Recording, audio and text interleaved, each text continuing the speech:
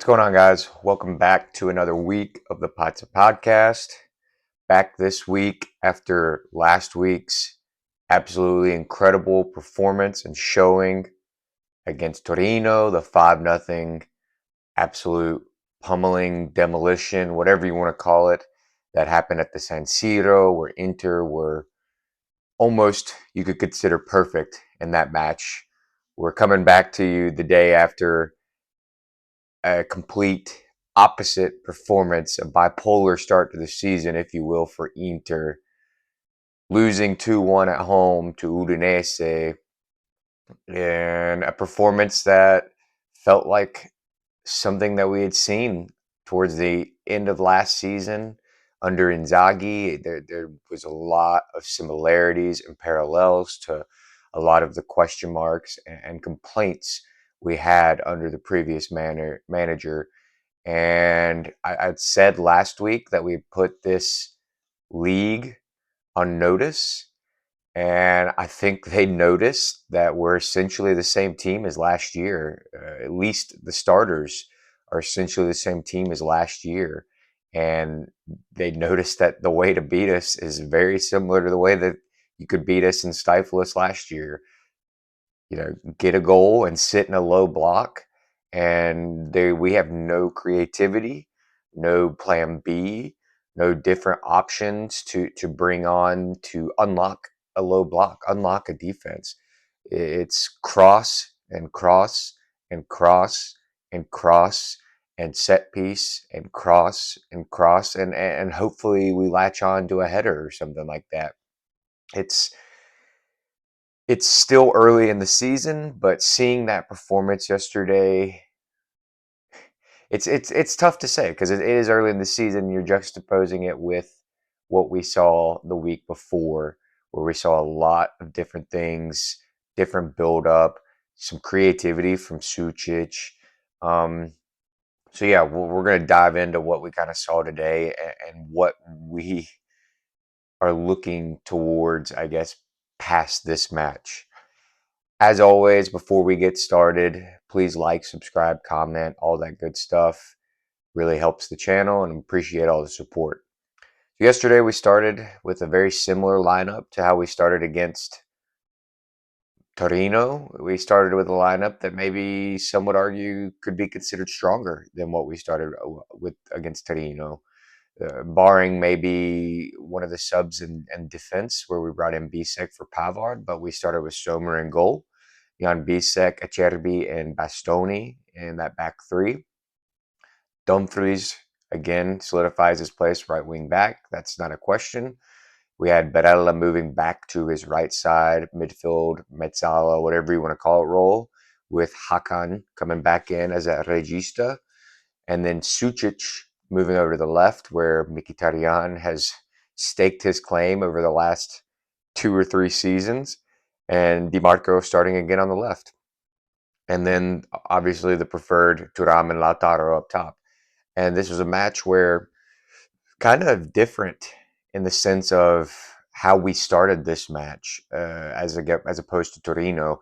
I said last week that match against Torino, the first 10, 15 minutes, barring outside that first 30 seconds of the match where we had a big chance from Thuram, it was a match where maybe Torino was the better side in that first 10 to 15 minutes. And one of the things I wanted to see is if Kivu could get the squad motivated coming right out of the locker room to start the match.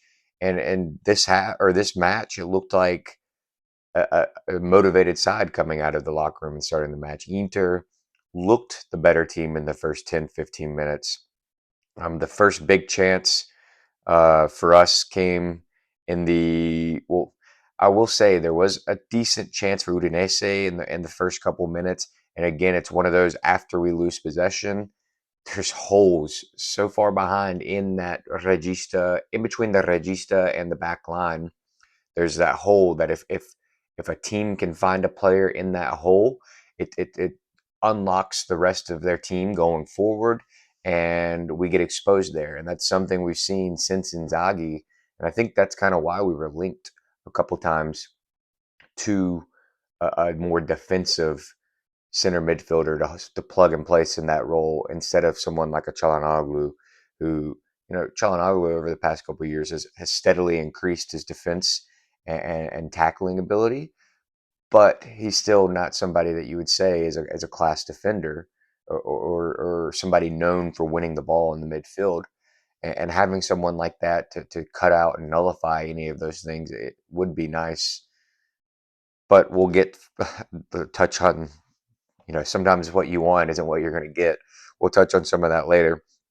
But 13th minute, huge chance for us off of a corner. Again, set piece FC at this point. That's seems like we're becoming an Arsenal in the sense of all of our chances, it seems like, are coming from set pieces. And that's worrisome because you're not guaranteed to score off a set piece all the time. And if that's all you're relying on, you're flawed. You're flawed without a doubt. But off the corner, it bounced around a couple times, somehow found its way to Bastoni in the box. I don't know how. And he latched on with a volley. I forget which Udinese defender was there. Kind of, he deflected it, or he blocked it, I guess. Not off the goal line, but he was about 4 or 5 yards off the goal line. Took the sting out of the shot, and it ended up being bouncing to the keeper there and being a relatively not too big of a chance. But that was, again, an early sign. And Inter at that point had dominated possession and looked the better side. And then in the 17th minute, we got our goal. It was a beautifully worked goal. Initially started out Lautaro with a huge turn. And up to this point, Lautaro had been great. He'd been turning defenders. His touches looked great. He had some good layoff. And this was another example of that. Great turn at the midfield, completely lost his defender, found Thuram. Thuram lost his defender too with a little step over. Ball got kind of caught up underneath him, so he was able to send it out wide to DiMarco. DiMarco crossed it, took a touch, crossed it back into the box, found Thuram, who had completely finished his run into the box after that layoff. And I don't know how he was able to control the ball and touch it at least 2 or 3 times in the box. You could pretty much say not good defending for Udinese to allow somebody to touch the ball in the box a few times like that. And definitely was a shot. It wasn't a pass. Went for the shot. The shot was kind of a slow trickler and was going to go out wide, and it caught where the Udinese defenders were just on their heels and watching. And Dumfries with a great poacher type run almost to be there on the back post and finish it up. And Inter at this point looked like it was going to be another 5-0 drubbing like against Torino. And like I said, we had been the better team up to this point. Most players on the pitch at this point had looked far superior to the opponents over for Udinese, and it was one that it felt in that moment that this was going to be another 3 points, and it could be a 2, 3, 4-0 drubbing. And I think the mentality that we had last week, we were missing this week, because after the goal, you could see the mentality of the squad go from last week being hungry and wanting to step on the throats of their opponents and win 5-0 to this week being content with being up 1-0 and maybe screwing around with the ball after that. And that's a worrying sign. Only in game 2, we're seeing that change of mentality potentially. Again, it's early. Who knows how the rest of the season's going to go, but something you kind of pick up on along the way and want to look out for maybe the next few matches. Not too much longer. Udinese got a free kick. It was a soft free kick. That's one thing. The official, the center ref of this match, throughout the whole game was giving very, very soft fouls for Udinese. And there was a couple times in the first half where there was definitely tactical fouls where no cards came out. This was not a match that we can blame on the officials. It was just a poorly officiated match, I guess what I should say. And it's a Serie A. It's consistent across Serie A about a poor officiating. You used to could say, there's 1 to 2 officials, all the way back. If you think Pierluigi Collina was the one guy, Roberto Rossetti, I think, was the one official. I'm not a big Orsato fan, but a lot of people were big fans of him, or was it Orsatti? It's either Orsatti or Sato, whatever. Consistently, Italy has had at least one to two top officials in their ranks, and looking at it over the past year or two, there's really no good official. And this guy today had an absolute stinker, but it was a soft foul. Udinese, I think, they were working this routine where there was only really one Inter player in the wall and these kicks from about 30 yards out, and so they would kind of pass it and wait to draw us out just a little bit while those runs were kind of being delayed and formulated, and they sent one on the back post. Denzel Dumfries, his nickname last year for me at the beginning of the season was Dr. Denzel and Mr. Dumfries because he's like Dr. Jekyll and Mr. Hyde. You never know what person you're going to get. He had some consistency and stability towards the end of last season, but before that, and is looking like potentially maybe the start of this season, he's like a box of chocolates. You never know what you're going to get. And the defending, they had mentioned it at halftime at Paramount Plus, the analyst, it's elementary stuff there. Find the ball in the air, then find your man. And he immediately looked towards the man, had no idea where the ball was going.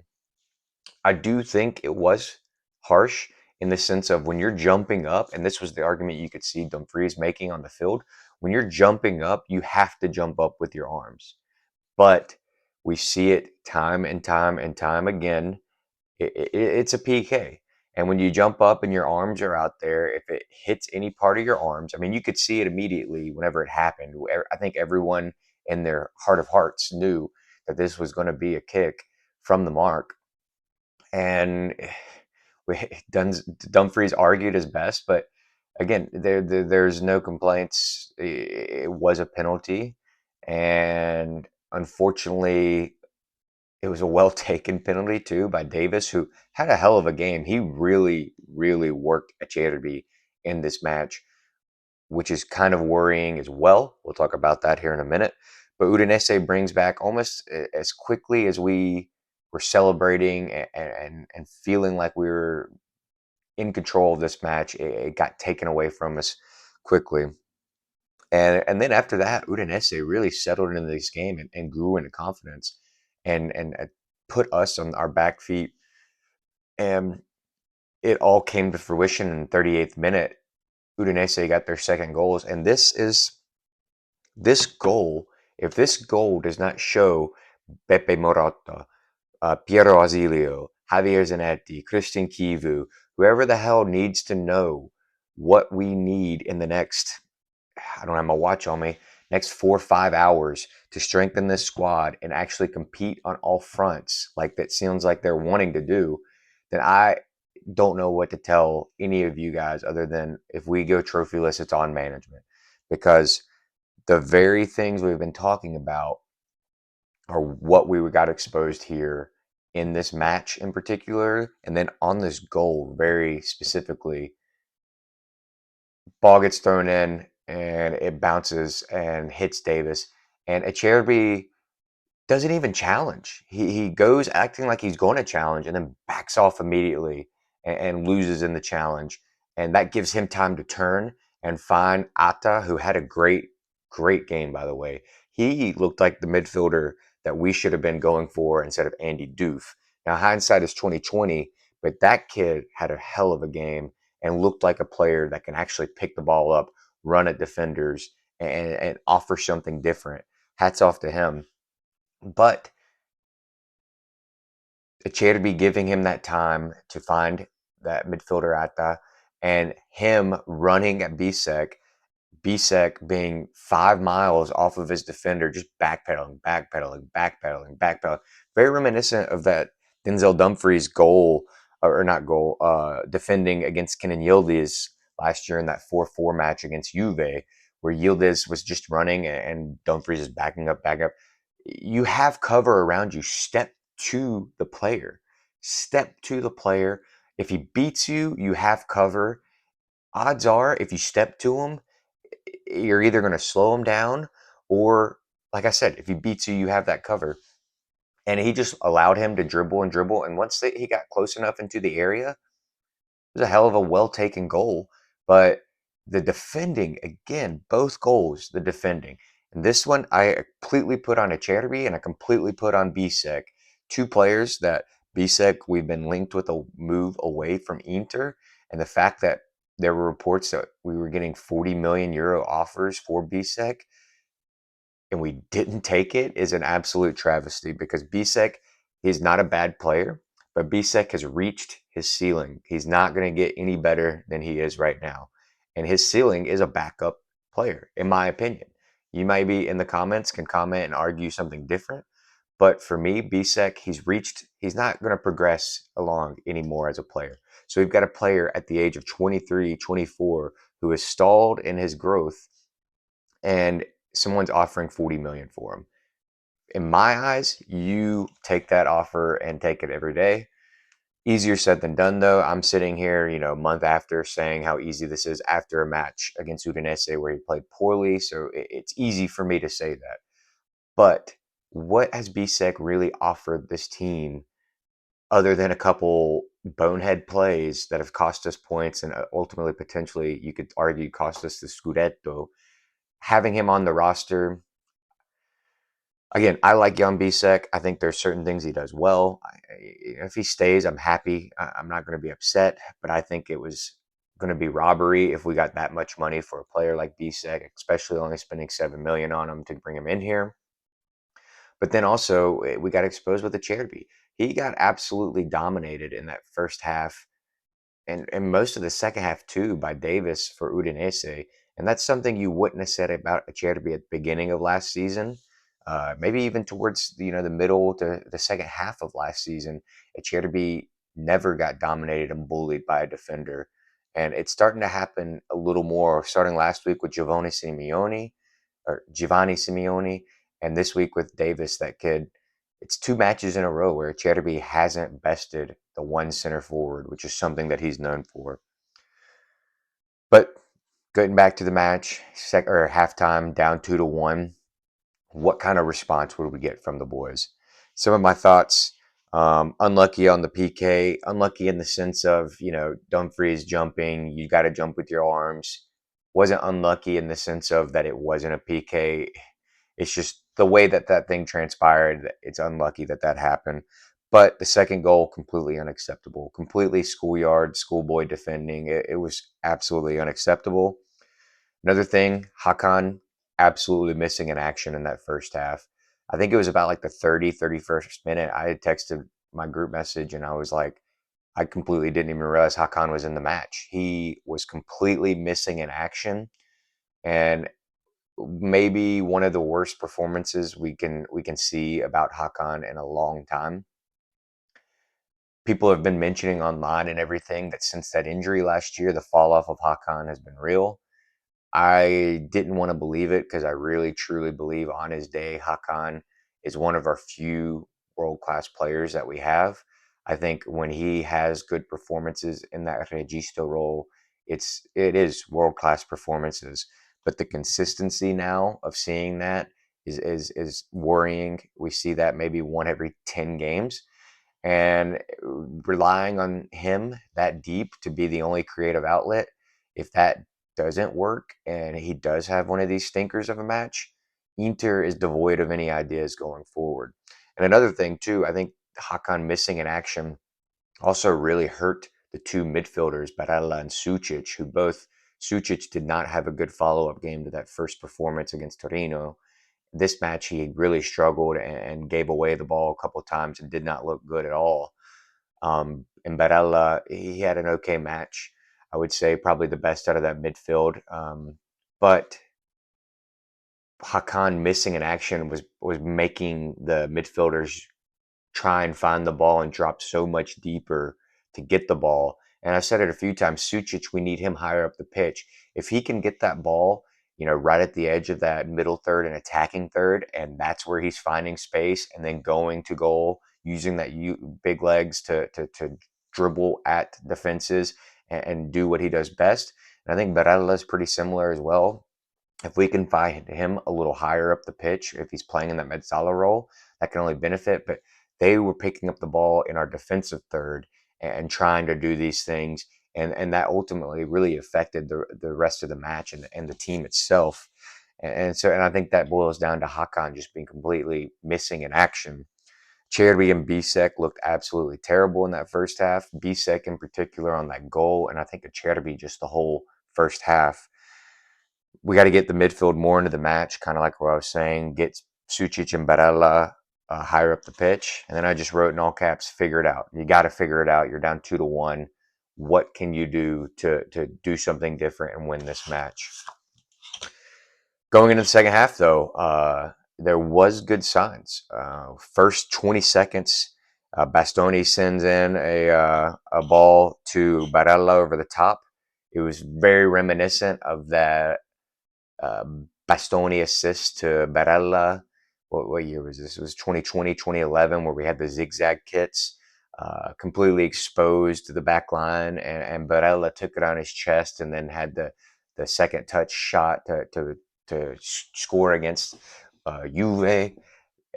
Everybody should remember that goal. And this was very reminiscent. It was in the first 20 minutes. Barella again brings it down. And the guy that we've been linked with all summer, Sule, maybe not all summer, at least the last month, there to clean up the pieces and make a last ditch tackle to save a goal here for Inter.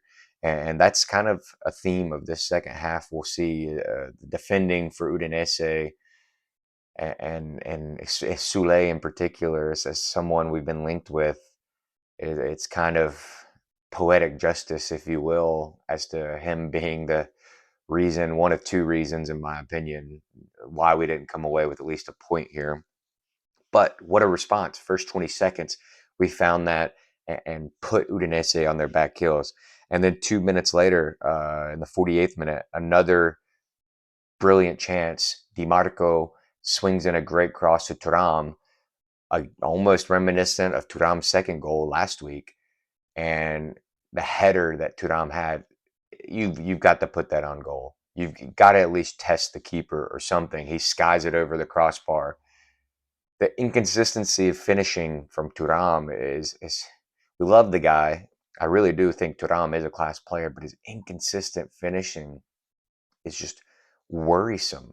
The fact that you can take a header, last week that header was way harder, the one he scored.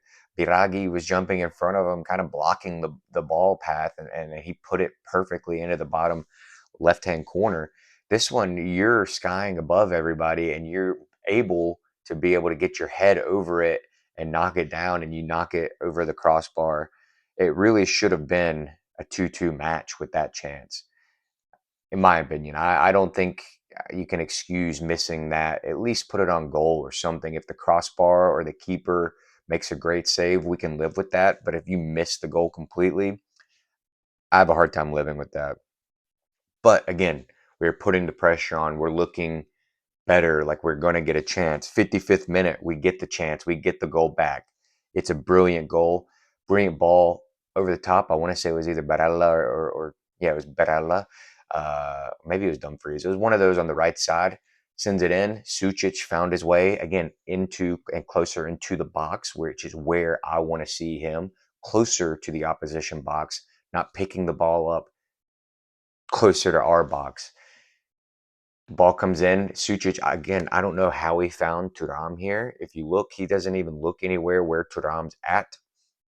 Same way with that assist to Thuram last week. It's like he's got eyes somewhere else, and that shows the class that Sucic does have, despite struggling today pretty badly in this match. But just finds Thuram with a deft little header off of that cross, right in the path of Thuram, who finds its way to DiMarco, and it's a brilliant finish by DiMarco. One of those trademark kind of DiMarco left foot where it kind of spins outward, one of those type of strikes, and it was a brilliantly teamwork goal again, and everything looked good. First replay I saw, I immediately knew it was coming back. Thuram, and it wasn't a Thuram fault. I don't think as a striker you can fault him for straying offsides there. I think maybe you could even say it was good on the defense for stepping up just at the right second. And Thuram, he was a foot off. It wasn't. I don't know. Maybe I'm being a little more lenient. And you guys can comment below what you think, but I can't really fault Thuram for straying offsides there. And it's one of those very unlucky situations. But we've had three chances. It's time to step on their foot and get this second goal back. And the way we had created here to up into this, we'd moved the ball around a couple times. We've tried something different with a Bastoni ball at the top. We've had that DiMarco cross. We've had Barella into Sucic into Thuram. There was something, going on here that it seemed like maybe we were going to break them down. But Udinese, like I said at the start of this video, last year, teams figured out how to beat us. If you sit in that low block, we have no answer for that. And oddly enough, it's Paulo Fonseca who's the one that ultimately the first coach that did that against us. Milan, the first match, Milan Inter, they set pretty deep down in a low block, and it was impossible to unlock as far as Inter, and Fonseca figured that out, and then Conceição did it, and then every team it seemed like that we played against that wasn't attacking us, particularly like in Champions League sides, Serie A sides, figured out, hey, if we sit in a low block, this team will just cross it and cross it and cross it, and will not be able to unlock us at all. And that's what they did. After that DiMarco goal that got called back, it was one of those matches that you just don't know what to say. It's the only idea that we had was to pass it laterally, pass it laterally. Bisek and Acerbi probably had the most passes because it was between the two of them the entire time. And Sommer, they just passed it between the three of them, and then they would find someone else out wide, and then we'd get cross it in. And Soleil and was it Christensen? Is that his name? That tall blonde center back for Udinese who had a hell of a game too. Those two guys, they're 6'3", 6'4", 6'5", 6'6", taller than Thuram, Lautaro, Pio, any other player we were putting in that box. They didn't have to worry about, and it's concerning that we resorted back to that to try and find a result. Kivu brought in some subs. Mkhitaryan came in for Sucic. Again, I thought Sucic didn't have a great game today. That little deft header layoff for the goal that got called back was a sign of brilliance, and he had some decent touches. He just wasn't finding the right position, and then he lost the ball a couple times in bad situations, and I'd probably give him 4.5 out of 10, maybe a 5 out of 10. Not a good day for Sucic. Pio came on for Hakan. Hakan, for me, was one of the worst players on the pitch. I think he did a little better to start the second half, but just not good enough from Hakan. He looked like he was checked out still and on vacation still, and maybe thinking still he was in Turkey, because he did not look like he wanted to be there. There was zero motivation from Hakan today. And then towards the end, he brought on Zielinski, Boni, Carlos Augusto, and for Barella, Cervi, and DiMarco. And ultimately, we didn't get any result. Again, the only chances we had were from crosses being sent into the box and corner kick set pieces, many of which set pieces, especially when Mkhitaryan came in to take them. Well, I think Mkhitaryan actually came in and changed the game in the midfield at least, and looked a little more lively than any of the midfielders we had up until that point. I know I beat him up a lot, but I think if we're being honest, Mkhitaryan was the best midfielder on the day for us. But his corners, I mean, you got to beat the first man on the near post. And time again, that first man was being able to clear the ball out and nullify any chance we had on a corner. Um, and yeah, the match ended 2-1, and Inter first, I think I saw the earliest defeat in the league since 2018, 2019. So 7 years it's been since we've had a loss this early. That's got to be Spalletti era at that point. And yeah, Udinese, better team on the pitch that day. I mean, there's no doubt about it. We were second to everything, second best at everything in this match. Final thoughts, complete opposite of last week. We started bright and then faded. Hakan was a ghost. Sucic was poor, and the midfield didn't control the match.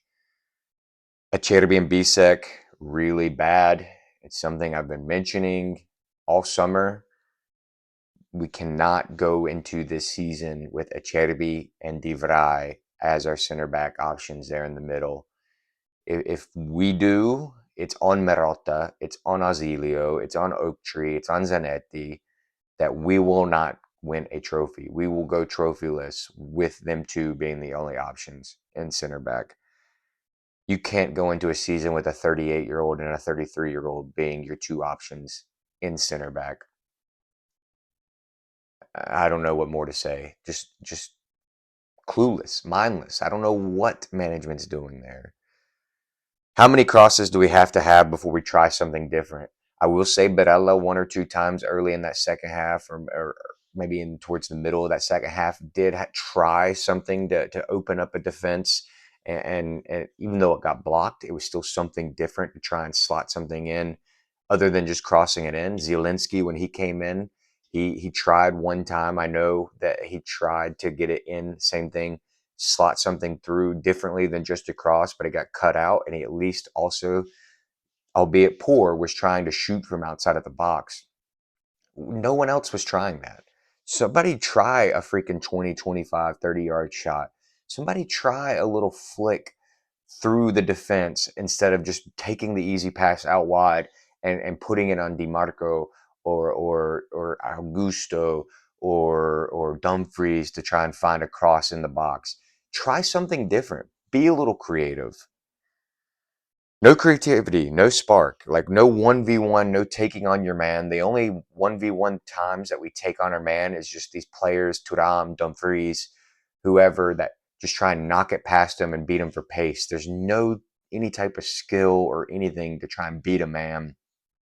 And once you beat that man, force the defense to come out and not have to sit and not be able to sit in that low block. When you beat your man, you're bringing defenders out because they have to come and stop you. And so that low block doesn't become a low block anymore. And we were content with letting them sit back in that low block and just send crosses in the entire time. And that's a problem. That's where someone like a Lookman could come in and make a difference. Here's something. This is a talking point. I would like to hear from you guys about what you think. Kivu bringing on four strikers, bringing on Pio and Boni, and not taking out Thuram or Lautaro. So we ended the match with Pio, Lauti, Thuram, and Boni in the match. What do you think? For me, I applaud him for doing that. If we had Inzaghi, Inzaghi would have just brought the two strikers on and taken off Thuram and Lautaro.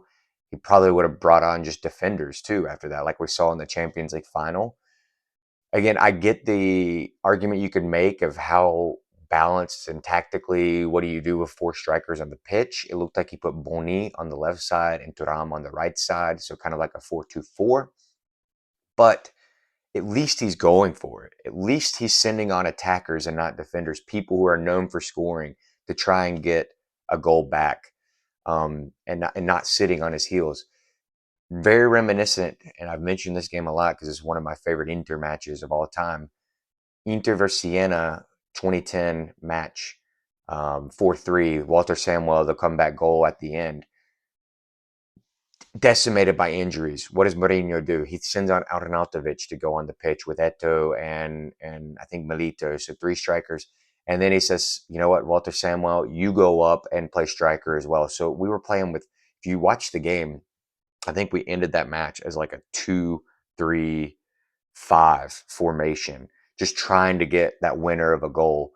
And so I applaud Kivu for trying something to get a goal back and not just keeping the same formation and hoping that it works. You let me know in the comments what you think. Again, I could see the argument for saying that tactically you remain unbalanced, but he did that with 8 minutes left. At that point, who cares? If he would have done that maybe in the 70th minute, where we had 20 minutes left, and you leave yourself completely exposed with 20 minutes left, then yeah, I maybe would have had a problem with it. But with 8 minutes left, bringing on Boni, I'm fine with it. Go for the win, go for the draw, go for the point, whatever you got to do. I think it was a good decision, and unfortunately, it didn't work out. Um, yeah, we got Juve next. That's a must-win game at this point now. Juve has won both their matches, albeit not looking great, but they still got the results and they haven't conceded. Napoli have won both of their matches, again, not looking great, but they haven't conceded. Inter, you give up two bonehead goals, and that's the difference. If this was a game Napoli or Juve is playing, they don't concede that second goal. The first goal, like I said, unfortunate, but that second goal, that's not a goal that Juve or Napoli concede. And that's a goal that Inter, since last Scudetto, the Seconda Stella, we have given up goals like that. And that's the difference between us and Napoli. That's why Napoli won the Scudetto last year. And we've got to figure that out.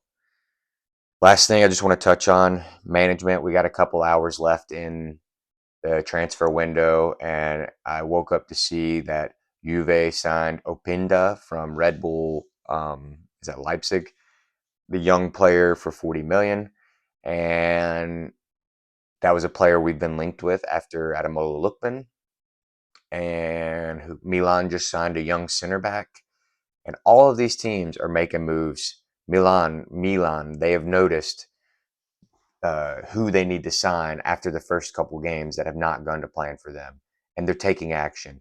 Juve, same thing. They've noticed what they need to do. They don't need defenders. They need someone that unlocks the team. They sign Opinda. Napoli, even after Lukaku, they bring in Hoyland. What are we doing to fix the issues that we have? Why are we not bringing in a center back? Why are we not bringing in a player? I don't care if it is Lookman, if it's not, a player that can take their man on, beat them 1v1, open up the game in a different way than just crossing the ball. Why are we not making moves? It's absolutely unacceptable. And again, if we go trophyless this season, you cannot put the blame on Kivu. You cannot put the blame on the players. It's all on management. There's no ifs, ands, or buts about it. This is a management problem, and I feel like we're not going to sign anybody, and it's going to be a completely horrid and tepid season potentially. We'll win games, and I don't think we'll have any trouble of making top four, but that's not with this core of players, which I've been mentioning. We have the core players. We don't need to panic.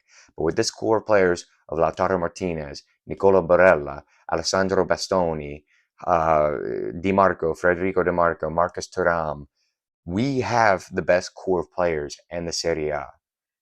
And finishing just top four is not good enough. We should be winning the league. We should be in the finals of the Coppa Italia, and we should be in the semifinals of the Champions League.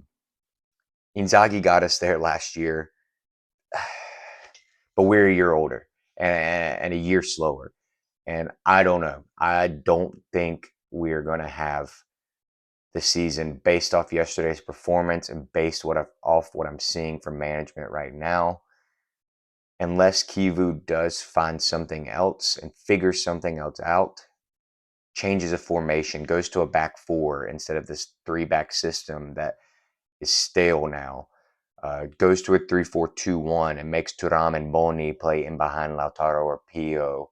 Does something different where it's not just the same old 3-5-2 swing in and crossing in Salah, whatever, however you call it.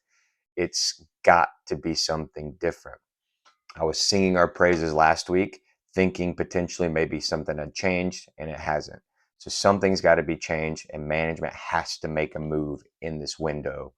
It's even, I just saw something that said before I came in here from Fabrizio Romano, Inter will sign Manuel Akanji from Man City if Benjamin Pavard leaves. Why does Pavard have to leave?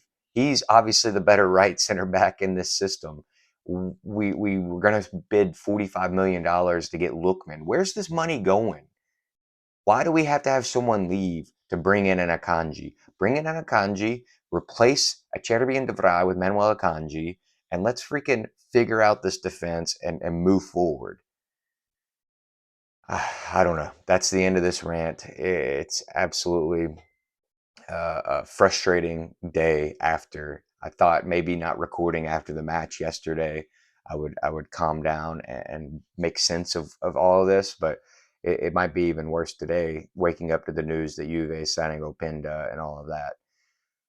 I'm gonna wrap it up here and finish. Next week we have um, the international break. So all of our players are probably going to be playing 180 minutes, not really getting a rest. We'll see. I'll probably record something different and get the guys out or get that out for you guys next week, but be on the lookout for it. Appreciate all the support. We're up to 70 subscribers now, which is cool. So please continue to like, share, all that. Please comment. I really enjoy having the comments and interacting with you guys. And let me know what else I can do and to improve and what I can do for you guys. Please like, subscribe, like I said. And as always, Forza Inter.